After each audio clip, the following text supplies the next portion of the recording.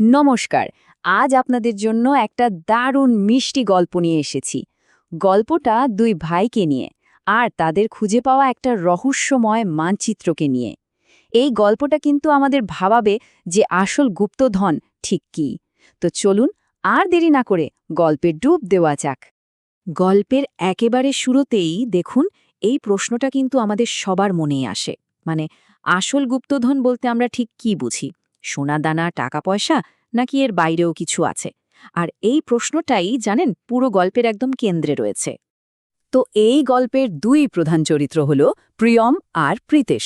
ওরা যমজ ভাই, কিন্তু মজার ব্যাপার হলো যমজ হলেও দুজনের স্বভাব কিন্তু একেবারে যাকে বলে উত্তর আর দক্ষিণ মেরু। একদিকে প্রিয়ম, যে কিনা দারুণ উৎসাহী আর একটু দুষ্টু প্রকৃতিরও বটে, আর তার ঠিক উল্টো হল প্রীতেশ, খুবই শান্ত আর সবকিছু নিয়ে ভাবনা চিন্তা করে।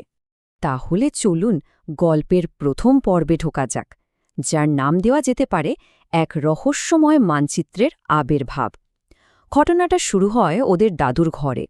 এমন একটা জিনিস ওদের হাতে আসে যা ওদের আর 5টা সাধারণ দিনের মতো দিনটাকে পুরোপুরি পাল্টে দিয়ে একটা নতুন অ্যাডভেঞ্চারের দিকে নিয়ে যায়।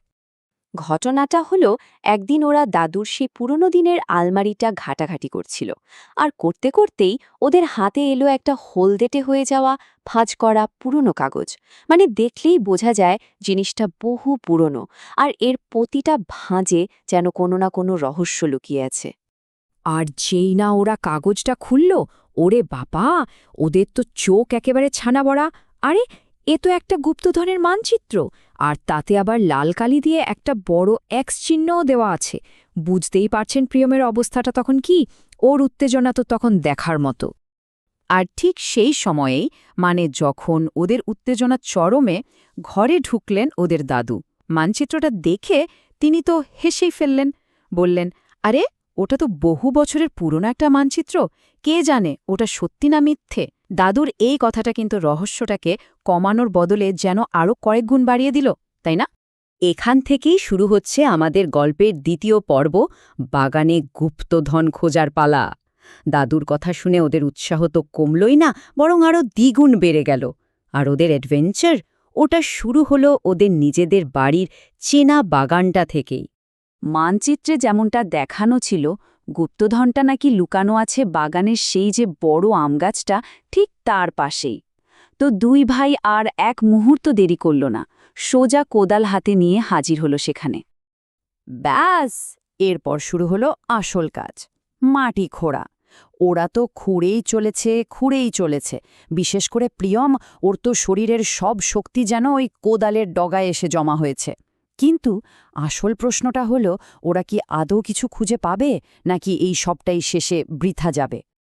আর ঠিক যখন ওরা প্রায় হাল ছেড়ে দিচ্ছে, ভাবছে যে আর হবে না, ঠিক তখনই কোদালটা মাটিতে পড়তে একটা ঠাং করে আওয়াজ হলো। আরে, মাটির নিচে শক্ত কিছু একটা আছে। তাড়াতাড়ি মাটি সরাতে ওরা দেখল সেখানে একটা পুরনো কাঠের বাক্স। তার মানে গুপ্তধনটা সত্যি আছে। এইবার আমরা চলে এসেছি গল্পের তৃতীয় পর্বে, বাক্সের ভেতরের রহস্য। বাক্স তো পাওয়া গেল, কিন্তু আসল জিনিস তো এর ভেতরে। কি আছে এর মধ্যে? এটাই কি সেই আসল গুপ্তধন? দুই ভাইয়ের মনে তখন উত্তেজনা আর ধরছে না। ওরা তো ভাবছিল বাক্স খুললেই দেখবে ঝকঝকে সোনা দানা, হিরে জহরাত, কত কি। কিন্তু বাক্সটা খোলার পর দেখল ভেতরে রয়েছে কয়েকটা পুরনো বই আর এক গাদা ধুলোমাখা ছবি। আর এটা দেখেই প্রিয়মের মুখটা একেবারে চুন। ও সব উত্তেজনা, সব অ্যাডভেঞ্চার যেন এক মুহূর্তে হাওয়া হয়ে গেল। কিন্তু প্রীতেশ তো শান্ত স্বভাবের। ও ভালো করে দেখতে গিয়ে লক্ষ্য করল, ওই বই আর ছবির ঠিক নিচেই একটা ভাঁজ করা চিঠি পড়ে আছে। আর চিঠিটা আর কারো নয়, ওদের দাদুরই লেখা। আসলে এই চিঠিটাই ছিল ওই বাক্সের আসল রহস্য। আর এখান থেকেই শুরু গল্পের শেষ এবং সবচেয়ে গুরুত্বপূর্ণ পর্ব, দাদুর আসল সম্পদ। ওই চিঠিটা পড়ার পরে কিন্তু পুরো গল্পের মানেটাই একেবারে পরিষ্কার হয়ে যায়। বোঝা যায় যে দাদু তার নাতিদের জন্য যে সম্পদ রেখে গেছেন, তা আসলে সোনা দানার থেকে অনেক অনেক বেশি দামি।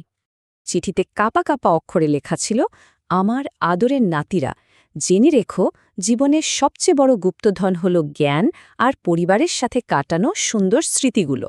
ভাবুন তো একবার, শুধু এই একটা বাক্যই কিন্তু ওদের দুজনের ভাবনা চিন্তাটাকেই পুরোপুরি বদলে দেওয়ার জন্য যথেষ্ট ছিল। ঠিক ওই মুহূর্তে প্রিয়ম আর প্রীতেশ দুজনেই বুঝতে পারল দাদু ঠিক কী কারণে এই গুপ্তধনের মানচিত্রটা তৈরি করেছিলেন। তিনি আসলে এটাই চেয়েছিলেন, যাতে তার নাতিরা আসল সম্পদের মূল্যটা বুঝতে পারে, সেই সম্পদ যা টাকা পয়সার মতো নয়, যা কোনোদিনও হারিয়ে যায় না। তাহলে এই যে আমরা আসল গুপ্তধন বলছি, সেগুলো ঠিক কি? সেগুলো হলো বই থেকে পাওয়া জ্ঞান, পুরনো ছবির মধ্যে দিয়ে বেঁচে থাকা স্মৃতি, বড়দের মুখে শোনা নানান গল্প, আর সব শেষে পরিবারের অফুরন্ত ভালোবাসা। গল্পটা শেষ হয় দাদুর একটা খুব মিষ্টি ভাবনা দিয়ে। তিনি দূর থেকে তার নাতিদের দিকে তাকিয়ে মনে মনে ভাবছিলেন, ওরাই তো আমার আসল গুপ্তধন। সত্যি বলতে এর থেকে বড় সত্যি আর কী বা হতে পারে বলুন? এই সুন্দর গল্পটা কিন্তু শেষে আমাদের সবার জন্য একটা বেশ গভীর প্রশ্ন রেখে যায়। আচ্ছা, আমরা আমাদের পরের প্রজন্মের জন্য ঠিক কোন ধরনের গুপ্তধন রেখে যাব? শুধুই টাকা পয়সা, বাড়িগাড়ি, নাকি জ্ঞান, স্মৃতি আর ভালোবাসার মতো এমন কিছু যা চিরকাল থেকে যাবে? ব্যাপারটা সত্যিই ভেবে দেখার মতো, তাই না?